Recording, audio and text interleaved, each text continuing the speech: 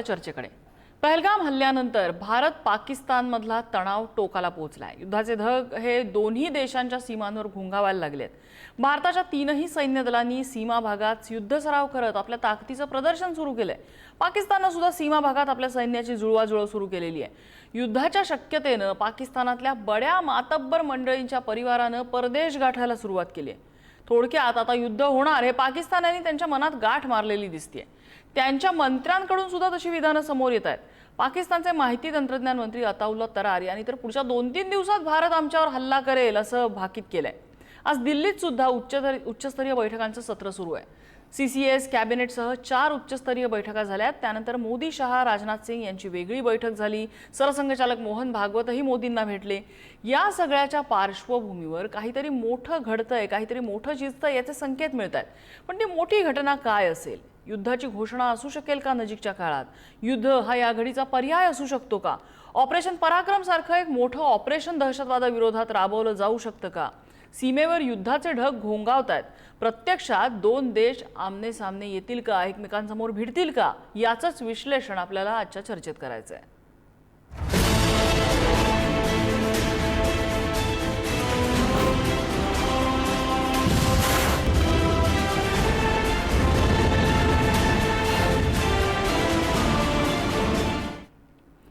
आणि याच संदर्भातल्या चर्चेत आपल्यासोबत सहभागी होत आहेत कर्नल अभय पटवर्धन, जे निवृत्त लष्करी अधिकारी आहेत, आणि डॉक्टर विजय खरे, जे संरक्षण विषयाचे अभ्यासक आहेत आणि पुणे विद्यापीठामध्ये ते स्कॉलर आहेत। मी सुरुवातीला जाईन अभय पटवर्धन सरांकडे। कर्नल पटवर्धन, आत्ताची जी परिस्थिती, आत्ता ज्या केंद्रात हालचाली होत आहेत, ज्या सीमेवर हालचाली होत आहेत, ज्या पद्धतीने आपले युद्ध सराव, आपलं पॉवर प्रेझेंटेशन, पॉवर एक्झिबिट आपण जी करतोय, शक्यता काय वाटते?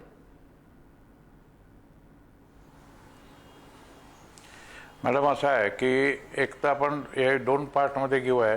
पहिल्या याच्यामध्ये या बैठका का होतात आहेत, कारण पहलगाम हल्ला झाला, त्याच्याबद्दल बदला तर घ्यायचा आहे। आता तो बदला कसा घ्यायचा आणि किती प्रमाणात घ्यायचा हे कॅबिनेट कमिटी ऑन सिक्युरिटीने ठरवलेलं आहे। ते ठरवल्यानंतर काल जी बैठक झाली, डिफेन्स मिनिस्टर आणि तिन्ही संरक्षण दल प्रमुख आणि NSA आणि CDS, याच्यामध्ये त्यांना सांगण्यात आलं असेल की तुम्ही हे करायचं आहे। त्याच्यानंतर पंतप्रधान अर्थमंत्र्यांना भेटले, परराष्ट्रमंत्र्यांना भेटले। त्याच्यात त्यांनी सांगितलं असेल की तुम्ही पैशाची तरतूद करा, लोकांना भेटा, राष्ट्रप्रमुखांना भेटा इत्यादी। आता आज परत त्यांची कॅबिनेट कमिटीची मीटिंग झाली। होतं काय की जेव्हा तुम्ही एक आम्हाला दायरा देता किंवा परीघ देता गव्हर्नमेंट, त्यावेळेला आम्ही आमचे प्लॅन बनवतो। तर या सिनेरिओमध्ये 4 किंवा 5 प्रकारचे प्लॅन आपल्याला दिसतात। पहिला प्लॅन असा आहे की फक्त नेव्ही ॲक्शनमध्ये येईल, ॲक्शन मोडमध्ये येईल। एअरफोर्स आणि आर्मी हे जे आहेत ते स्टँडिंग मोडमध्ये किंवा अलर्ट मोडमध्ये राहतील। नेव्ही ही कराची किंवा ग्वादार बंदरामध्ये जाईल, तिथे हल्ला करेल किंवा यांच्या मालवाहू जहाजांना किंवा लढाऊ जहाजांना डुबवेल। हा पहिला पर्याय झाला। दुसरा झाला की नेव्ही हे समुद्राचं रक्षण करेल आणि एअरफोर्स हा आतमध्ये जाऊन हल्ला करेल, जसं आपण बालाकोटमध्ये केला होता, आणि आर्मी सीमेचं रक्षण करेल। हा दुसरा सिनेरिओ आहे। तिसरा सिनेरिओ आहे की आर्मी आणि एअरफोर्स हे मिळून हल्ला करतील, की आर्मी साधारण 20 ते 30-40 किलोमीटरपर्यंत आत जाईल, एअरफोर्स आम्हाला क्लोज सपोर्ट देईल आणि इंटरडिक्शन देईल आहे। तर हे 3 प्रकारचे आहे। आणि चौथा म्हणजे मग तिन्ही लोक, म्हणजे तिन्ही दल एकत्र मिळून काम करतील।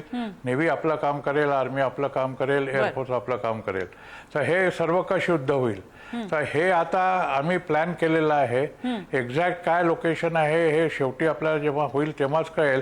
पण याच्याकरता काय संसाधनं लागतात, किती पॉवर लागते, एअरफोर्सची किती मदत लागेल, नेव्हीची किती मदत लागेल, आर्मीचे किती सोल्जर्स लागतील, काय त्याच्यामध्ये खर्च होईल ॲम्युनिशनचा, हे सगळं कॅल्क्युलेट झालं असेल। एक आपण लक्षात ठेवलं पाहिजे मॅडम की याच्यामध्ये आर्टिलरीचा भयंकर खर्च होतो। कारगिलमध्ये आपल्याला 30 दिवसाच्या 40 दिवसाच्या वॉरमध्ये साधारण 2.5 लाखाच्या वर शेल्स लागले होते। तर त्या हिशोबाने आपण जर डीप गेलो तर आपल्याला फार मोठा खर्च उचलावा लागणार आहे। तेवढे शेल्स आपल्याकडे आहेत की नाही, एअरफोर्सकडे तेवढी मिसाईल्स आहेत की नाही, आणि नंतर मग जर पुढे न्यूक्लिअर वॉर होणार असेल काही दिवस जर काही कारणांमुळे, तर त्याच्याकरता काय आहे ह्या सगळ्या पर्यायांचा विचार करून आणि मग याच्यावर ॲक्शन घेतलं जाईल. मी डॉक्टर खरेंकडे जाईन. डॉक्टर खरे, हे झालं त्यामुळे लष्करी युद्ध अँगलने होईल जर की आपण नाही हे येणारा काळ सांगेल. ठीक आहे, ठीक आहे. डॉक्टर खरे, लष्करी अँगलने जर विचार करायचा झाला तर हे सगळं विश्लेषण सरांनी सांगितलेलं आहे. हे ॲप त्या चपखल चौकटीमध्ये बसतं. पण आपल्याला फक्त लष्करी दृष्टीने विचार करून चालणार नाही, कारण युद्ध समजा घोषित करायचं झालंच, डायरेक्ट वॉर, तर ही एक खूप मोठा ॲक्ट आहे हा. आणि विशेषतः इकडे इस्रायल पॅलेस्टाईन पेटलेलं असताना, रशिया युक्रेन पेटलेलं असताना, भारत पाकिस्तानामध्ये असं युद्ध, घोषित युद्ध होणं शक्य वाटतं का या घडीला इंटरनॅशनल लॉबीचा विचार करता?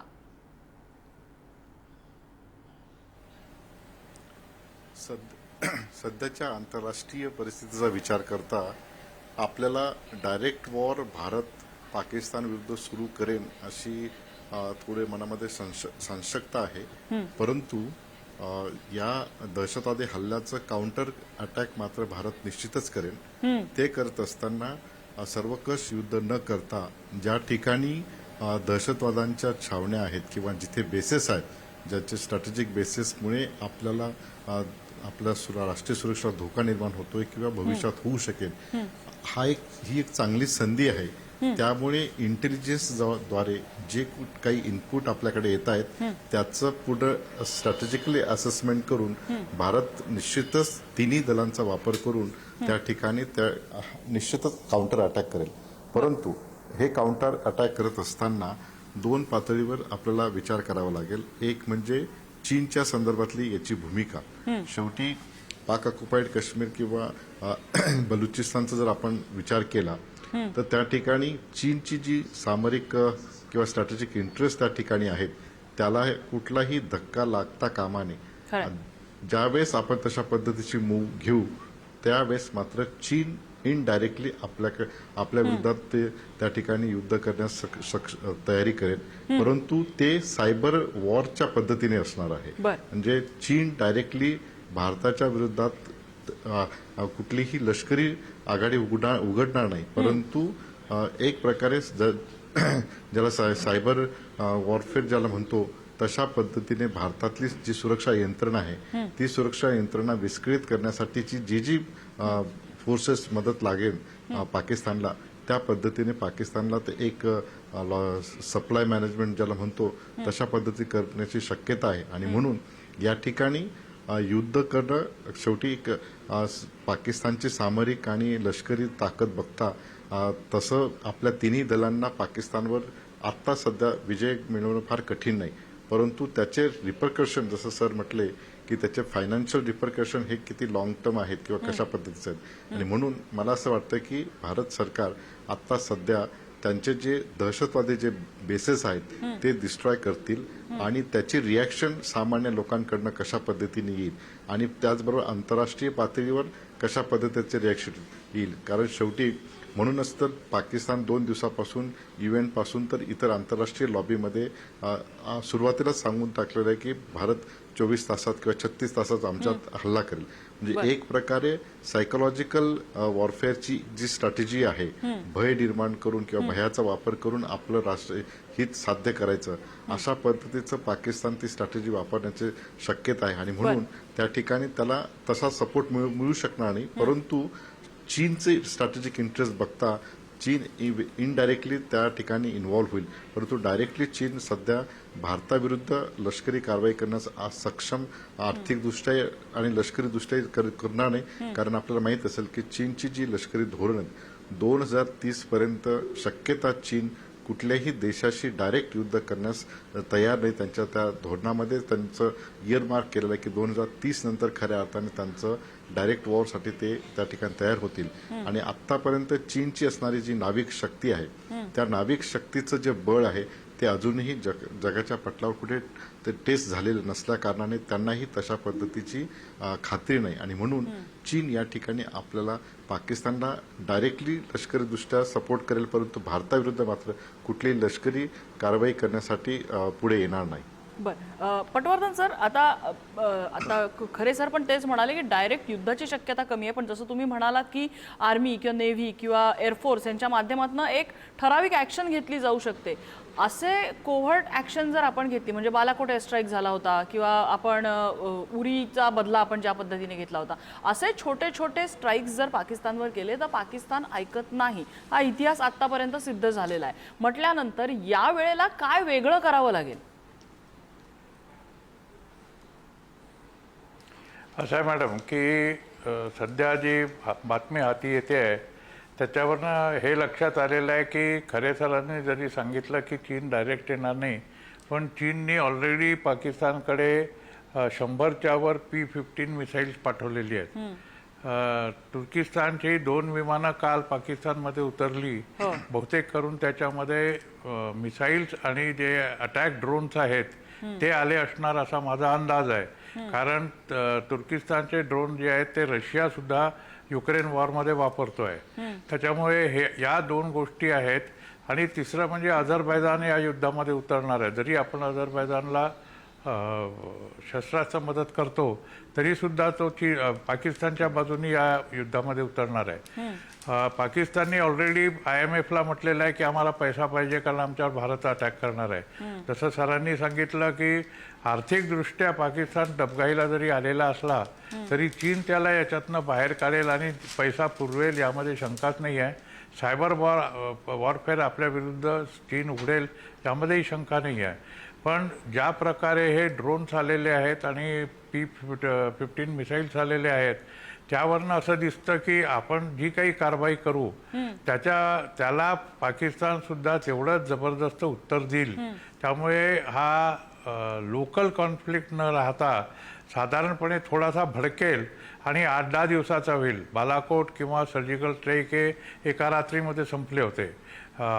यावेळेला जी ॲक्शन होईल ती एका रात्रीत संपणार नाही अनलेस की ती समुद्राच्या दिशेने जर झाली नाही तर. बर खरे सर, या सगळ्यामध्ये मुद्दा असा आहे की फर्स्ट स्ट्राईक कोण करणार, पहिलं पाऊल कोण उचलणार? जरी आपलं न्यूक्लिअर डॉक्ट्रीन, मिलिटरी डॉक्ट्रीन सांगत असलं की आपण फर्स्ट स्ट्राईक करत नाही आणि आपण त्यानुसार आजवर चालत आलेलो आहोत, सेकंड स्ट्राईकची आपण कॅपेबिलिटी ठेवतो, पण तरी सुद्धा इथे फर्स्ट स्ट्राईक कोण करू शकतं, सगळं जगाची ताकद आणि सगळं प्रेशर आत्ताचं बघता?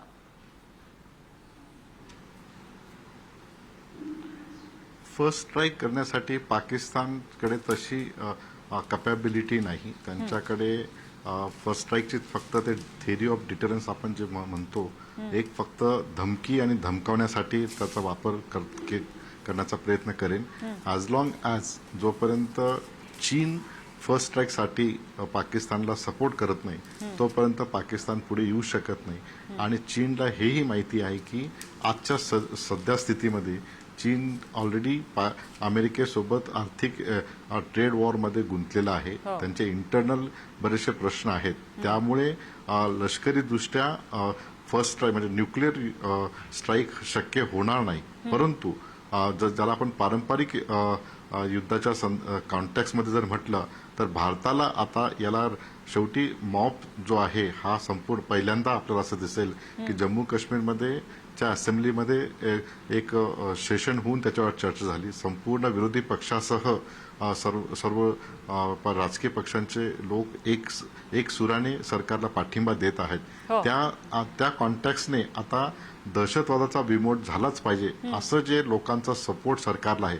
त्यामुळे भारत निश्चितच डायरेक्ट तशा पद्धतीची लष्करी कारवाई करणार नाही, परंतु दहशतवादाचे जे बेसिस आहेत ते निश्चितच भारत सरकारला आता ते नेस्तानाभूत करावेच लागतील. त्याशिवाय सरकारला त्या लोकांचा जो विश्वास आहे तो विश्वास हे आत्मसात करता येणार नाही. आणि म्हणून ते एक प्रेशर आहे. आणि म्हणून NSCBचं पूर्ण रिव्ह्यू करणे, पॉलिटिकल अफेअर्सची मीटिंग घेणे, नॅशनल सेक्युरिटी बोर्डमध्ये माझी ॲडवायझर यांना बोलवणे वगैरे हे जे आहे हे लोकांचा जो शेवटी असं आहे 144 कोटी जनतेला विश्वासात घेऊन ही कारवाई करणं, त्यांच्या ज्या अपेक्षा आहेत त्या अपेक्षाला पूर्ण हे करणं हा एक सायकोलॉजिकल तो एक हे आहे. परंतु टेक्निकली त्याचे जे म्हटलं तुम्ही जसं म्हणालात की फर्स्ट स्ट्राईक कोण करेन, मला असं वाटतं की सध्या म्हणजे जर फर्स्ट स्ट्राईक जर करायचं असतं तर त्या रशिया आणि युक्रेन युद्धामध्येच त्यावेळेस आपल्याला रशियाने केलेला असता, जर तशा त्या न्यूक्लिअर कॅपॅबिलिटीचा जर विचार केला असता. आता सध्या न्यूक्लिअर युद्धाची कुठलीही शक्यता नाही, कारण त्या पद्धतीची आपल्याकडे जागतिक पटलाची तशी सिच्युएशन नाही. ठीक आहे. संपूर्णपणे एक वेगळं स्ट्रॅटेजिक डायमेन्शन्स आहे आपल्याकडे. बरं, त्या याला अमेरिका, जोडूनच प्रश्न रशिया, आहे. फ्रान्स, युरोपातील युरोपियन युनियन सह सर्व राष्ट्र. बरं, याला जोडूनच प्रश्न असा आहे की पाकिस्तानने ज्यावेळेला हा पहलगामचा दहशतवादी हल्ला घडला, भारताने सिंधू ट्रिटी स्थगित करायचं ठरवलं, त्यावेळेला पाकिस्तानने धमकी दिली होती की आम्ही शिमला करार स्थगित करू. भारताकडून शिमला करार युनिलॅटरली स्थगित व्हायची शक्यता दिसते का, आणि त्याचा फायदा घेऊन पाक ऑक्युपाईड काश्मीरमध्ये भारत घुसू शकतो का, ही संधी साधू शकतो का? मी पहिल्यांदा खरे सरांकडनं उत्तर घेते, मग मी कर्नल पटवर्धनांकडे. खरे सर. खरं म्हणजे ही फार भारताकडे सुवर्ण संधी आहे. युनिलॅटरल त्यांनीच त्या कराराचे हे केलेलं आहे, उल्लंघन केलेलं आहे, आणि म्हणून आता एलओसीचं ट्रान्सफर करणं म्हणजे एलओसीला आता आपण बदलण्याचे आपल्याकडे स्कोप आहे, आणि म्हणून आता त्या अनुषंगाने आपल्याला जागतिक पटलावर सांगता येईल की हे पाकिस्तानकडनं हे केलेलं आहे, उल्लंघन केलेलं आहे, म्हणून आम्ही ही कारवाई करतो आहे. त्याच्यामुळे त्याचा निश्चितच भारताला त्याचा बेनिफिट होणार आहे. बरं, कर्नल पटवर्धन, शक्य आहे हे पाक ऑक्युपाईड काश्मीरमध्ये, पाकव्याप्त काश्मीरमध्ये अशा पद्धतीने घुसणं, आणि जो जिधर बैठ गया वो बैठ गया, हा जो न्याय लावलेला आहे एलओसीच्या वेळेला, तो न्याय पुन्हा आपल्याला लावून एलओसी बदलता येईल का, शक्यता वाटतेय का? नाही येणार मॅडम. कारण असं आहे की जसं तुम्ही पहिल्यांदा विचारलं की शिमला कराराचं काय झालं, त्याच्यामुळे इंटरनॅशनल म्हणजे एलओसी तर संपलेलीच आहे. आता इंटरनॅशनल बॉर्डर चालू झालेली आहे, आणि त्याच्यामध्ये पाकिस्तानने इंटरनॅशनल बॉर्डरच्याही पार आज फायरिंग केलेली आहे, सकाळपासून तो करतो आहे. त्यामुळे इंटरनॅशनल बॉर्डर हीच आता सँक्टिटी राहिलेली आहे, एलओसी संपली आहे. आता जेव्हा कारवाई करायची आहे, जे खरे सरांनी सांगितलं आणि तुम्ही विचारलं होतं की फर्स्ट स्ट्राईक कोण करेल, तर न्यूक्लिअर फर्स्ट स्ट्राईक तर होण्याचा चान्सच नाही आहे. कारण चीनचे $67 बिलियन या चीन पाकिस्तान इकॉनॉमिक कॉरिडॉरमध्ये इन्व्हेस्ट झालेले आहेत. तोच प्रकार त्यांचा एक जो रस्ता आहे आणि त्यांच्या पाईपलाईन्स आहेत त्या POKमधनंही जातात, वरच्या भागातनं इस्लामाबादकडे उतरतात, आणि इस्लामाबादच्या पश्चिमेला 60 किलोमीटरवरनं ते बलुचिस्तानमध्ये जातात. त्यामुळे जो POKचा पोर्शन आहे गिलगिट बाल्टिस्तानचा, तिथपर्यंत आपल्याला चीन जाऊ नाही देणार. पण POKचे जे 4 जिल्हे आहेत इकडचे, जसे मुझफ्फराबाद झालं, हाजीपीर झालं, ह्या ज्या प्लेसेस आहेत, ज्या इम्पॉर्टंट प्लेस होत्या 47च्या लढाईत, 65च्या लढाईत, 71च्या लढाईत, त्या गोष्टी आपण घेऊ शकतो. कारण त्या बॉर्डरच्या जवळ आहेत, जवळपास 20-22 किलोमीटर आहेत. आणि मुझफ्फराबाद जर गेलं तर POKच्या अस्तित्वालाच मोठा धक्का बसेल. कारण मुझफ्फराबाद ही POKची राजधानी एका काळी होती. त्यामुळे हा एक प्रकार होऊ शकतो. किंवा सध्या इंटेलिजन्स एजन्सीजनी 14 जागा दाखवलेल्या आहेत, त्या टीव्हीवर सुद्धा आलेल्या आहेत बऱ्याच ठिकाणी, की तिथे अल कायदा, लष्कर-ए-तोयबा आणि जैश ए मोहम्मद यांचे स्थळ आहेत, प्रशिक्षण स्थळ आहेत. तर त्यांच्यावर हल्ला करून एक साथमध्ये हल्ला होऊ शकतो या 14 याच्यावर. कारण बालाकोट सारखा छोटा हल्ला हा जनतेच्या पचनी पडणार नाही. त्यावेळेला पचनी पडला, पण परत तीच रिपिटिशन गव्हर्नमेंटला म्हणजे जनतेला ॲग्री होणार नाही, आणि गव्हर्नमेंटची इज्जत राखणार नाही. त्यामुळे मोठी कारवाई होईल. तर मोठी कारवाई काय, तर या सगळ्या बेसेसवर ज्या थोड्या आतमध्ये आहेत, जवळ 60, 70, 80 किलोमीटर आतमध्ये आहेत, त्या एका वेळेला पूर्णच्या पूर्ण किंवा काही 5-6 बेसेसवर हल्ला होऊ शकतो. खरे सर, या सगळ्यामध्ये आता मुद्दा असा राहिलेला आहे की पाक ऑक्युपाईड काश्मीर हे याचे आता पटवर्धन सर म्हणाले तसं काही पार्ट हा कदाचित आपल्याकडे घेण्यासाठी ही सुवर्ण संधी असू शकते. मात्र तसं जर भारताने पाऊल टाकायचं ठरवलं तर इंटरनॅशनल लॉबीचं किती प्रेशर असेल? मला असं वाटतं की इंटरनॅशनल लॉबी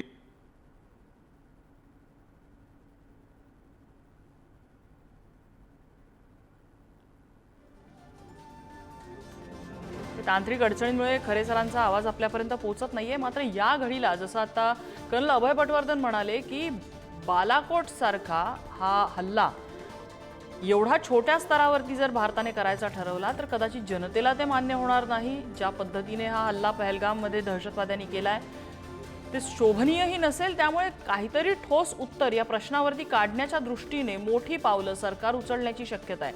नेमकं ते काय असू शकतं तर कर्नल पटवर्धनांनी नेव्हल अटॅकची सुद्धा शक्यता वर्तवलेली आहे की नौदल हे कराची सारख्या मोठ्या बंदरावरती अटॅक करू शकतं. त्याचबरोबर इकडे एअरफोर्सकडून मोठा एअर स्ट्राईक होऊ शकतो. कदाचित सैन्य पुढे घुसून पाक ऑक्युपाईड काश्मीरमधला काही भाग हा आपल्यामध्ये घेतला जाऊ शकतो. ह्या अनेक शक्यता आहेत. मात्र त्यापैकी नेमकं ठोस काय मिळणार, नेमकी ठोस काय पावलं भारत उचलणार हे आपल्याला नजीकच्या काळात ठरणार आहे. आज दिवसभरात जे काही बैठकांचं सत्र झालं त्यामध्ये पंतप्रधान मोदींनी सैन्याला खुले हात दिलेले होते. डॉक्टर विजय खरे यांच्याकडे जाऊया. डॉक्टर खरे, आपण मुद्दा मांडत होतात. सांगितलं की त्याच्यामध्ये अझरबैजानला आपण लष्करीदृष्ट्या मदत करतो, परंतु अझरबैजानची लष्करी साधन सामुग्री पाकिस्तानकडे आलेली आहे, तुर्कीची आलेली आहे. अशा म्हणजे याला जर धार्मिक थोडासा त्याला हे दिला तर मात्र आपलं याचे परिणाम होऊ शकतात. आणि म्हणून हा प्रश्न धार्मिकतेकडे न जाता सुरक्षेशी निगडीत ठेवून इंटरनॅशनल लॉबीला डिस्टन्स ठेवून त्याच्यावर जर कारवाई केली तर त्याचं निश्चितच भारताच्या हिताला किंवा राष्ट्रीय सुरक्षेच्या दृष्टिकोनातून अतिशय महत्वाचा ठरणार आहे. कारण धार्मिकतेकडे कुठेही हे होऊ नये यासाठी भारत सरकारी प्रयत्न करते आणि सर्व विरोधी पक्षासह संपूर्ण जनता जी आहे ही भारत सरकार सोबत आहे. ते या अनुषंगाने की जेणेकरून या सुरक्षेच्या संदर्भामध्ये याला कुठलीही अडचण येऊ शकणार नाही. कर्नल पटवर्धन, खरे सरांनी अगदी बरोबर सांगितलं. याला धार्मिक रंग येणार नाही याची 3 कारणं आहेत. कारण भारतामध्ये ओवेसी जो आहे तो प्लेनमधला म्हणजे काश्मीरच्या बाहेरचा नेते आहेत. ते काश्मीरमध्ये महबूबा मुफ्ती, उमर अब्दुल्ला आणि फारुख अब्दुल्ला या 4ही जणांनी बिना किसी शर्त जे मोदी सरकार पाऊल उचलेल त्याला आमचा पूर्ण पाठिंबा राहील हे जाहीर केलेलं आहे. त्यामुळे भारतामध्ये धार्मिकतेचा रंग याला येणार नाही. आपल्याला एक ही शंका होती की आतमध्ये काही ट्रबल ब्रू होईल का, जसा मागच्या वेळेला झाला होता, पण तसं यावेळेला व्हायचा काही चान्स दिसत नाही आहे. कारण प्रत्येक जण याच्यामध्ये जो आहे तो गव्हर्नमेंटच्या मागे उभा आहे. त्यामुळे तसा नाही होणार. हा एक आहे की ऑर्गनायझेशन ऑफ इस्लामिक कंट्रीज जी मिडल ईस्टमध्ये आहे ते जसं खरे सरांनी सांगितलं की धार्मिक रंग आला आणि हे तिन्ही मुस्लिम देश असल्यामुळे हे लोक त्यांना पाठिंबा देतील तर का तर नाही देणार. कारण कतारकडनं आपण गॅस घेतोय, सौदी अरब आपला दोस्त आहे तो त्यांना करणार नाही, इजिप्त आपला दोस्त आहे तो त्यांना करणार नाही, आणि बाकीचे छोटे देश आहेत, जॉर्डन वगैरे छोटे देश आहेत, त्यांना एवढा काही हे नाही आहे. त्यामुळे यावेळेला ऑर्गनायझेशन ऑफ इस्लामिक कंट्रीज हे सुद्धा आपल्या अगेन्स्ट जाणार नाही असा माझा अंदाज आहे. बालाकोटच्या वेळेला या लोकांनी तीव्र निषेध नोंदवला होता, पण यावेळेला मात्र असं काहीच होणार नाही असं मला वाटतं. कारण मोदींनी जी काही जादू यांच्यावर केलेली आहे किंवा जी काही मैत्री यांच्याबरोबर डेव्हलप केलेली आहे, त्याच्यानंतर काही दिवसापूर्वीच जयशंकरही तिथे जाऊन आलेत, तर त्यामुळे मला नाही वाटत की याला धार्मिक रंग येईल. बरं, पाकिस्तानची ना एक खासियत आहे. पाकिस्तानला एकदा फटकावलं की पाकिस्तान परत जातो आणि पुन्हा नवी ताकद गोळा करून नव्या ताकदीने पुन्हा एकदा भारतावर हल्ला करण्यासाठी येतो. एवढी ताकद, एवढी कन्सिस्टन्सी, एवढी परसिस्टन्स हा येतो कुठून आणि कुठला हा भारत द्वेष पाकिस्तानमध्ये आलाय हे कळायला मार्ग नाही. मात्र तो आहे. कदाचित त्यांच्या अस्तित्वासाठी असलेलं आंतरराष्ट्रीय लॉबीचं एक प्रेशर सुद्धा असू शकतं, जशी वक्तव्य काही दिवसांपूर्वी आलेली होती. मात्र एक नक्की की आता पाकिस्तानला मोठा धडा शिकवायची गरज आहे. पाकिस्तानला त्याची जागा दाखवायची गरज आहे. हे जे फिरून फिरून पुन्हा एकदा भारत विरोधात गरळ ओकणं, पुन्हा एकदा भारतावर हल्ले करणं, भ्याड हल्ले करणं, टेररिस्ट पाठवणं, जे डर्टी पॉलिटिक्स ज्याचा पाकिस्ताननीच उल्लेख केलेला होता, ते डर्टी पॉलिटिक्स कुठंतरी आता डर्टी गेम्स हे थांबवण्याची, संपवण्याची गरज आहे. आणि त्यासाठी अपेक्षा करूया की सरकारकडनं मोठी पावलं उचलली जातील, परमनंट सोल्युशनच्या दृष्टीने वाटचाल सुरू होईल अशी अपेक्षा करूया. डॉक्टर खरे आणि कर्नल पटवर्धन दोघांनी चर्चेसाठी वेधला. दोघांचे आभार. आजचा धुळा इथे थांबला आहे.